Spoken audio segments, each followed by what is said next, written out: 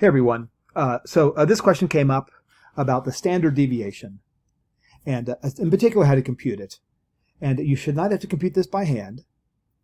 And I will show you one way that you can compute all of this data from the homework problem. So this is the median and the IQR and the mean and the standard deviation. And again, you should not have to compute this by hand.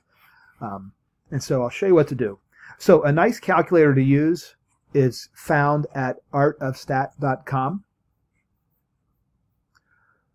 So if you go to artofstat.com, you end up at a place like this. And what I'm interested in is I'm going to click on the web apps at the top, that web apps link. And the very first one, if I scroll down right to here, there's this one right in the middle, which is Explore Quantitative Data. So I'm going to click on the Explore Quantitative Data. And what I'd like to do is I'd like to enter my own data. And I'm going to enter the individual observations, and I'm going to delete the name of the variable because it's not necessary. And then I'm just going to enter 3, 5, 6, 7, and 9. So 3, 5, 6, 7, and 9 with spaces in between.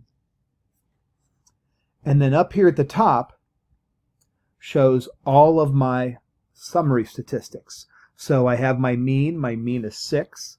My standard deviation is 2.24. My IQR is 3, and the IQR ranges from 4.5 to 7.5. So those are those numbers tell you.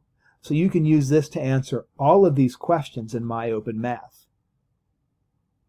Likewise, down here at the bottom, if it's 3, 5, 6, 7, and 20, let me go back to my app, 3, 5, 6, 7, and 20. So I add that one number.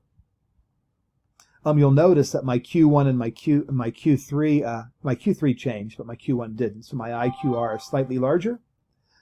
My mean increased, so did my standard deviation. But again, so all of the numbers that you would need would be up there at the top. So you do not need to compute it by hand, but you should understand what they mean.